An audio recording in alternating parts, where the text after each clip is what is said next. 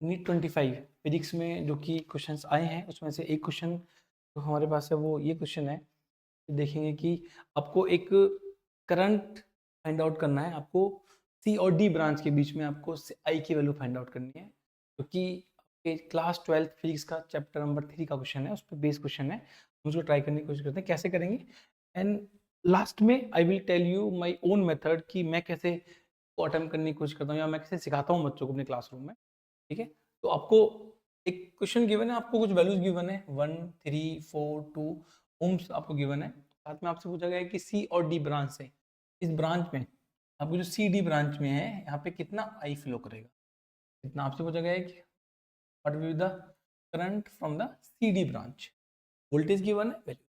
सबसे पहले माइंड में एक कंसेप्ट आता है कि यदि हमारे पास में ये क्रॉस मल्टीप्लाई करते हैं, देखो आप 1 की मल्टीप्लाई 4 में करेंगे तो 4 आएगा और 3 की इसमें करेंगे तो 6 आएगा। यदि दोनों वैल्यू इक्वल होती है, यहाँ पे जो वैल्यू है इन दोनों का मल्टीप्लीकेशन ये और ये यदि इक्वल आ जाता, आपके पास में ये बैलेंस्ड व्हीटस्टोन ब्रिज बन जाता, और बैलेंस्ड व्हीटस्टोन ब्रिज में जो वैल्यूज हैं, जो सी और डी से पास होने वाला करंट है वो जीरो होता है।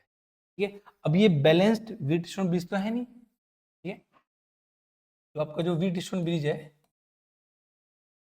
व्हीटस्टोन ब्रिज वो तो है नहीं। अब ये अब क्या करेंगे हम यहाँ पे इसको सॉल्व करने के लिए, हम यहाँ पे अब हमें सी और डी, क्योंकि सी और डी में जो वैल्यूज हैं वो अलग अलग आएंगी, मैं यहाँ से कि यहाँ से कुछ आई पास करेगा, उस आई में से कुछ आई यहाँ पास करेगा और कुछ आई आगे पास करेगा।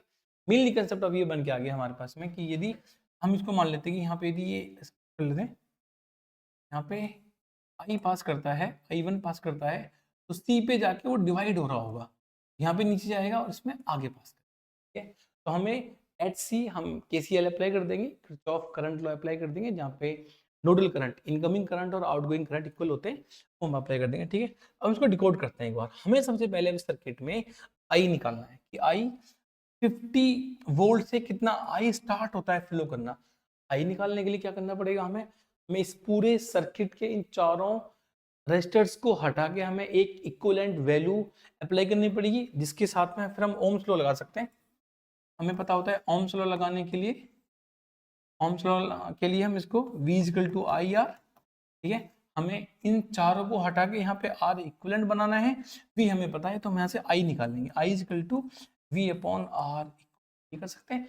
और हम इसको फिर जाके हम डिवाइड कर देंगे, हम इस वैल्यू को डिवाइड कर देंगे जाके इन सब के अंदर, क्योंकि हमारे पास करंट डिवीजन रूल होगा। ठीक है, हम डिवाइड कर देंगे तो हम वहां पे फिर उस ब्रांच में सी डी में क्या वैल्यू है वो पता कर सकते हैं।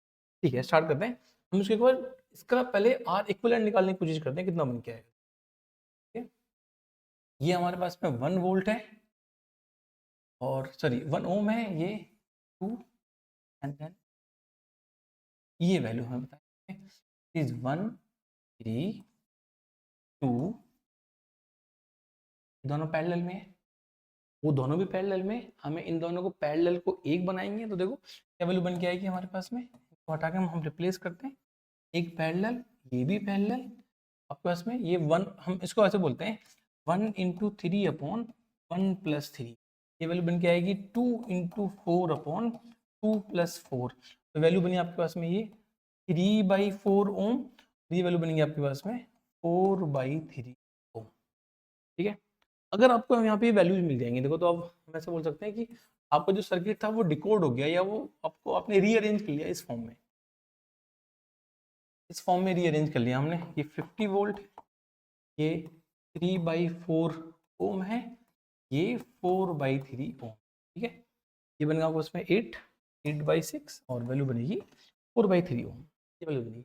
अब हम इसके बाद में क्या कर सकते हैं, अब हम यहाँ पे ये देख सकते हैं कि यदि हमें यहाँ पे वोल्टेज मालूम चल जाएगी, इसके अक्रॉस वोल्टेज कितना है, मैं इसको V1 लिख लूँ, यहाँ पे मुझे V1 मिल जाए, यहाँ पे मुझे यदि V2 की वैल्यू मिल जाए, तो हम क्या करेंगे, देखो ये दोनों आपके पास में जो वैल्यूज गिवन है, ये दोनों 1 एंड 3 पैरेलल में, वोल्टेज सेम रहेगा, वोल्टेज सेम रहेगा तो हम according to V equal to I R हम इन दोनों ब्रांच में सेपरेटली I निकाल सकते हैं। ठीक है, मैं इसको यहाँ बना देता हूँ आपके लिए, आपको सर्किट आपका डिकोड ऐसे हो चुका है, आपने सर्किट को रीअरेंज कर लिया इस तरीके से, इज 50, इट इज 3/4, ये 4/3। ठीक है, मुझे V1 निकालना है, मुझे V2 निकालना है। आपको according to voltage divider rule आपको पता है वैल्यूज कैसे निकलती है। V1 की वैल्यू बन के आएगी आपके पास, it is R1 upon R1 plus R2 into V करते हैं इसको हम, तो ये बनेगा V1 इजकल टू R1 3/4 है, क्या गया 3/4 अपॉन, इन दोनों का सम करेंगे इंटू 50 करेंगे, ठीक है। ये वैल्यू बन के आएगी 3/4 प्लस 4/3 इंटू 50, 3/4 अपॉन, नीचे एलसीएम लेंगे 12 बनेगा, और 12 के बाद में ये डिवाइड होगा 9 प्लस 16 बन के आएगा में इंटू 50 है, तो 50 है, वैल्यू बनी 3/4 ऊपर बनेगा इंटू 12 ऊपर जाएगा, 25 नीचे आएगा वैल्यू, तो आपके पास वैल्यू बन के आएगी ये 12 अपॉन 25 इंटू 50, 25 से कटेगा 2 टाइम्स, 2 से ये कटेगा 2 टाइम्स, ये कटेगा इससे 6, वैल्यू आ गई 80, मीन्स 18 वोल्ट आपका V1 बन के आएगा। टोटल 50 है, 50 में से 18 वोल्ट यहाँ चला गया, तो 32 वोल्ट यहाँ जाएगा। अब हम क्या कर सकते हैं यहाँ पे, अब हमने सर्किट में वोल्टेज मिल गया, हमें वोल्टेज मिल गया कि देखो ये जो A पॉइंट है और COD जो पॉइंट है, उन दोनों का जो वोल्टेज होगा वो एक ही लेवल पे होगा, क्योंकि दोनों एक ही वायर से कनेक्ट है, ठीक है। अब ये जो वोल्टेज है, ये वोल्टेज की वैल्यू आपको 18 वोल्ट मिल गई, आपको ये 32 वोल्ट मिल गई, ठीक है। अब इसके अक्रॉस भी 18 है, यहाँ भी 18 है, यहाँ पे 32 है, यहाँ पे 32 है। अब मैं 18/1 करूंगा तो आपको 18 एम्पियर मिलेगा, इसका मतलब आपको इस ब्रांच में 18 एम्पियर पास करेगा, इस ब्रांच में आपका पास में आप बोलोगे 18/3 में 6 एम्पियर पास करेगा, मीनिंग पीछे से 24 एम्पियर आ रहा होगा। तो आई है जब करंट जहां पे वोल्टेज आपका सोर्स लगा हुआ है, उस वोल्टेज सोर्स से जो आई पास करेगा स्टार्ट करना, वो 24 एम्पियर करेगा। देखो अब ये डिवाइड होगा, यहाँ पे इस पॉइंट पे आके डिवाइड हो गया, डिवाइड होने के बाद में आप देखोगे यहाँ पे जो पॉइंट है, अब ये 32 है, 32/2 करेंगे तो 16 वैल्यू आएगी, 16 ओम यहाँ पे आएगा, और 32/4 करेंगे तो 8 ओम यहाँ बन के आएगा, 8 एम्पियर यहाँ बन के आएगा। आपको चारों सर्किट्स में, चारों रजिस्टर्स में करंट की वैल्यू मिल गई, ठीक है। यहाँ पे 18 पास कर रहा है, वहां पे 16 पास कर रहा है, यहाँ पे 6 है और यहाँ पे 8 है। अब आपको CD निकालना है। देखो हम यदि इस पॉइंट सी पे, या हम नोड सी पे हम यहाँ पे KCL लगाना चाहें, इस तरीके से हम यहाँ पे KCL लगाना चाहें, देखो पीछे से वैल्यू बन के आ रही है 18 एम्पियर, यहाँ पे जा रही है 16 एम्पियर। आप मुझे बताएंगे नीचे कितनी वैल्यू जाएगी according to second law of Kirchhoff, या किरचॉफ सेकंड लॉ या किरचॉफ करंट लॉ, हम उसमें बोलते हैं जितनी करंट पीछे से आती है उतनी ही आगे मूव करती है। Incoming current will be equal to outgoing current, incoming equal to outgoing. देखो इनकमिंग 18 है, यहाँ पे 16 है, तो यहाँ कितना जाएगा 2 एम्पियर पास करेगा, आपका ऑप्शन 2 होगा।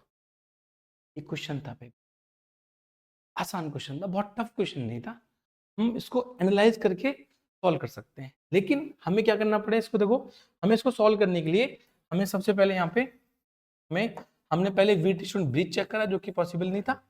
उसके बाद में हमने इनका पहले आर इक्विवेलेंट निकाला, हमने यहाँ पे आर इक्विवेलेंट की ट्राई करा। उसके बाद में हमने यहाँ पे वोल्टेज डिवाइड करा, वोल्टेज डिवाइड करने के बाद में हमने सेपरेटली करंट फाइंड आउट करा। हमने ये स्टॉप फॉलो करे। मैं कैसे पढ़ाता हूँ बच्चों क्लासरूम में, मैं आपको अपना मेथड बताता हूँ, मेरा मेथड नहीं है, बुक्स में मेथड लिखा हुआ है। मैं जनरली मेथड ये ट्राई करता हूँ। आप देखिए सेम क्वेश्चन है, सेम डायग्राम है, हमें केवल आई बताना है।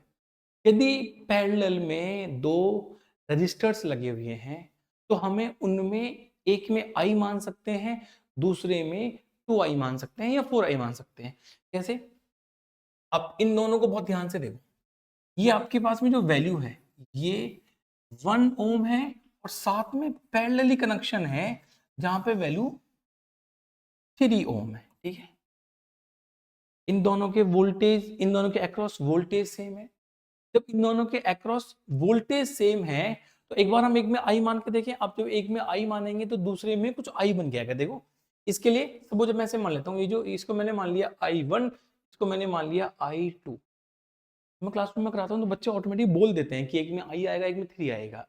देखो इसके अक्रॉस वोल्टेज बन के आएगा 1 इंटू I1, इसके अक्रॉस वोल्टेज बन के आएगा 3 इंटू I2, और दोनों बराबर होने चाहिए। इसका मतलब V इजिकल टू V होगा, मीन्स 1 इंटू आई वन की वैल्यू 3 इंटू आई टू होगी, और आप ये देख सकते हो कि I1 अपॉन I2 का जो रेशो होगा वो 3:1 होगा।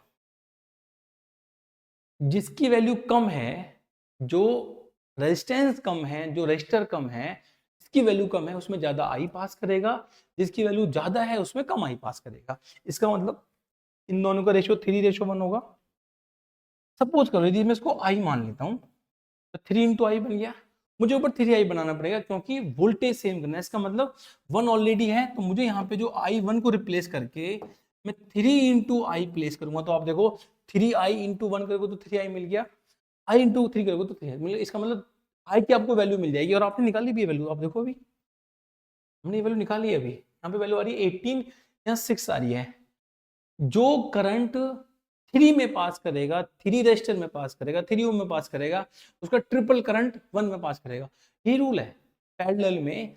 ये एनालिसिस है इस तरीके से कि यदि पैरेलल में दो रेजिस्टर्स लगे हुए हैं, एक की वैल्यू दूसरे की वैल्यू की 3 टाइम्स है, तो एक में करंट 6 पास करेगा तो दूसरे में 18 पास करेगा। अब मैं इसको वेरिएबल मान लेता हूं। यदि मैं मान लूं कि ये आई है तो 3i होगा, ठीक है। अब यहाँ देखो, यदि हमने मान लिया इसको ये एक आई है, एक 3i पास करेगा। यदि यहाँ पे देखो वैल्यू एक बार, यहाँ पे यदि आई पास करेगा तो यहाँ पे 3i वैल्यू पास करेगी, और हमें पता है कि ये वी ट्यूशन बेस तो है ही नहीं, इसका मतलब कुछ वैल्यू इसमें भी पास करेगी, सेम वैल्यू। आप देखो, अब आप यहाँ देखोगे कि ये पीछे से 4i आ रहा होगा, ये 4i जब आ रहा होगा तो 4i आगे जाके डिवाइड करेगा, 4i आगे जाके डिवाइड करेगा। और मैं ऐसे कह सकता हूँ कि जो वैल्यू आपके पास में है, यदि ये वी टिशोन ब्रिज होता, यदि ये वी टिशोन ब्रिज होता, यहाँ वैल्यू जीरो होती तो आपका ऑप्शन जीरो होता यहाँ पे। लेकिन अब सपोज करो जब सी पे पहुंचेगा आपका 3i करंट, इसमें से कुछ वैल्यू आपके पास में सी और डी में जाएगी। जब आपकी कुछ वैल्यू सी और डी में जाएगी बनके, अब देखोगे जब आपकी कुछ वैल्यू सी और डी में, देखो हम उसको मान लेते हैं, सपोज कर लेते हैं यहाँ पे सी और डी में वैल्यू अल्फा जाती है, तो यहाँ पे कितना पीछे से 3i आ रहा है, और आगे कितना पास करेगा, 3i माइनस अल्फा पास करेगा। इधर से 3i आ रहा है, अल्फा सी और डी में चला गया, आगे 3i माइनस अल्फा पास करेगा। और जब ये अल्फा डी पे पहुंचेगा तो पीछे से आई आ रहा है, तो इस डी से आगे कितना पास करेगा, ये आई प्लस अल्फा पास करेगा। आप इनका अभी भी सम चेक कर सकते हैं। पीछे सम आ रहा था 4i, आगे जाएगा 4। आप देखो जितना आपका अल्फा डिवाइड हुआ उतना ही आपका अल्फा नीचे ऐड हो गया, ऊपर सब्ट्रैक्ट हुआ नीचे ऐड हो गया। जब इन दोनों को बी पे लेके आएंगे तो ऊपर से 3i माइनस अल्फा, नीचे से i प्लस अल्फा, अल्फा से अल्फा कर दिया जाएगा, वैल्यू बनेगी आपके पास में 4 अल्फा। मींस 4i आ रहा था, यहाँ से 4i करंट पास कर रहा था, और यहाँ पे 4i ही आगे जाएगा, ठीक है। आपको यहाँ पे कुछ भी निकालने की जरूरत नहीं है, ना आपको आर इक्विवेलेंट निकालना है, ना ही आपको यहाँ पे वोल्टेज डिवाइडर रूल लगाना, कुछ नहीं करना आपको। आपको सिर्फ और सिर्फ दो इक्वेशन बनानी है, क्योंकि आपका दो वेरिएबल है, आई वेरिएबल है आपने खुद से माना है, अल्फा वेरिएबल है आपने खुद से माना है। आपको दो एक इक्वेशन बनाने, दो लूप बनाने। ये तो सीखते हैं हम 12th क्लास में, केवीएल और केसीएल में। हम केवीएल में क्या सीखते हैं, हम लूप बनाना सीखते हैं। हम लूप में आई के साथ में साइन पुट करते हैं, सिर्फ हम पोटेंशियल डिफरेंस। देखो लूप नंबर 1 ये बन गया हमारे पास में लूप नंबर 1, ठीक है जी। मैं लूप नंबर 1 की इक्वेशन लिखता हूँ। Loop number 1 minus plus, air plus minus आगे जाके आगे, ठीक है। मैं जनरली क्या करता हूँ, मैं जनरली एग्जिट साइन यूज करता हूँ लूप के लिए, ठीक है। एग्जिट साइन, यदि मैं यहाँ से स्टार्टिंग करूंगा, ए से ऊपर जाऊंगा, तो एग्जिट साइन इज माइनस, इस माइनस 3i इंटू 1 माइनस के साथ में, ठीक है। आगे मैं मूव करूंगा -2 ब्रैकेट में लिखा हुआ है 3i माइनस अल्फा, ठीक है। उसके आगे सिर्फ ऐसे मूव करेंगे तो -50 वैल्यू आएगी। It is -50 equal to 0, -50 equal to 0। अब मैं क्या करूंगा यहाँ पे, मैं यहाँ पे 50 को आगे लेके जाऊंगा, 50 को आगे लेके जाऊंगा, तो ये बनेगा आपके पास में, इट इज -3i, ठीक है। सॉरी यहाँ पे +50 लिखा है, +50 इक्वल टू 0, यहाँ पे एग्जिट साइन है, ठीक है। ये बन गया आपके पास में, ये इनको आगे ले जाते हैं। 50 इक्वल टू 3i, ठीक है, माइनस बन जाएगा +2 3i माइनस अल्फा, ये बन गया 50 equal to 3i plus 6i minus 2 alpha. Value बनी 50 equal to 50 is equal to 9i minus 12। इसको इक्वेशन नंबर 1 मान लेते हैं। अब हम लूप नंबर 2 मानेंगे, हम लूप नंबर 2 कंसीडर करेंगे। लूप नंबर 2 क्या बन के आएगा, देखो ये लूप नंबर 2, हम इसको लूप नंबर 2 मान लेते हैं। ये लूप नंबर 2 है, तो मैं ऐसा बना देता हूँ, ये हमने लूप 2 मान लिया, ये लूप 2 मान लेते हैं। देखो लूप 2 की इक्वेशन, ये लूप नंबर 1 माना है हमने, लूप नंबर 1, हम इसको लूप नंबर 2 मान लेते हैं। फिर क्या करेंगे, देखो एडजेसेंट 50 है, 50 आगे जाएंगे प्लस माइनस माइनस साइन है, माइनस 3 इंटू आई, 3 इंटू आई माइनस माइनस 4 है, और साथ में आई की वैल्यू आई प्लस एल्फा है इक्वल टू 0। ये बनेगा 50, इन सबको आगे लेके जाते हैं तो बनेगा 3i plus 4i plus alpha. ये बनेगा 50 is equal to 3i plus 4i plus 4 alpha. ये बन गया 7i, और 7i plus 50 is equal to 7i plus 4 alpha, equation number 2। अब देखोगे 50 और 50 सेम है, मतलब मैं इक्वेशन 1 में से मैं इक्वेशन 2 को सब्ट्रैक्ट करने की कोशिश करता हूँ।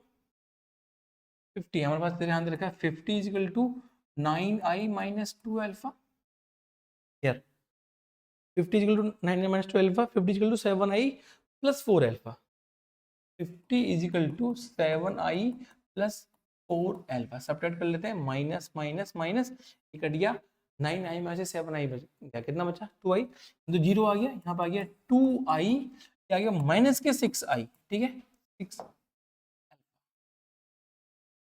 ये इधर गया, ये बन गया 6 एल्फा इजिकल टू 2i, और मैं बोल सकता हूँ कि i की जो वैल्यू है वो 6 एल्फा बाई 2 है, इसको कट कर लेंगे यहाँ पे, बन जाएगा 3, वैल्यू बनेगी 3 एल्फा। ये i इजिकल टू 3 एल्फा है, आपको i निकालना है, अल्फा निकालना है, हमें अल्फा निकालना, हमसे पूछा है कि अल्फा में सी और डी में कितना करंट पास करेगा, वो अल्फा है। मैं i की जगह इक्वेशन नंबर 1 में पुट कर दूंगा, i की जगह 3 एल्फा, तो ये देखो 50 रखा है, 50 इजिकल टू 9 इंटू 3 एल्फा, ये बन गया 3 एल्फा माइनस 2 एल्फा, ये बन गया 50 is equal to 27 alpha minus 2 alpha, 50 is equal to ये बन गया 25 एल्फा, और एल्फा की वैल्यू बनेगी 50 बाई 25 इजिकल टू 2। वही ऑप्शन, सिर्फ बिना वोल्टेज डिवाइडर, बिना करंट डिवाइडर, बिना केसीएल, सिर्फ आपने केवीएल अप्लाई करा है, और उस केवीएल में भी आपने 2 इक्वेशंस, ये एनालिसिस है, ये किस तरीके से हम इसको एज्यूम कर रहे हैं, कैसे मान रहे हैं, इसको समझने के लिए बहुत टाइम लगता है इस मेथड को, लेकिन एक ऐसा मेथड है जिसमें आपको सब कुछ बाईपास करके आपको सिर्फ कुछ इक्वेशंस बनानी है और उसके लिए सॉल्व करना है। यदि इसमें कुछ बच्चे ऐसे कर सकते थे कि यदि यहाँ पे i1 मान लेते हैं, यहाँ पे i2 मान लेंगे, लेकिन उसमें क्या है, आपको 2-3 ज्यादा वेरिएबल मानने पड़ेंगे। आपको ये पता है कि दोनों पैरेलल में हैं, तो एक में i है तो एक में 3i ही पास करेगा। आप लूप मान के i1 i2 मान के भी सॉल्व कर सकते हो, यदि मैं इसको ऐसे यहाँ पे लूप मान लूँ, मैं इसको एक यहाँ पे लूप मान लूँ, आप ऐसे भी कर सकते हो, बट ये मुझे अच्छा लगता है तो मैं इसको फॉलो करता हूँ। आई होप आपको समझ में आया होगा। Thank you so much.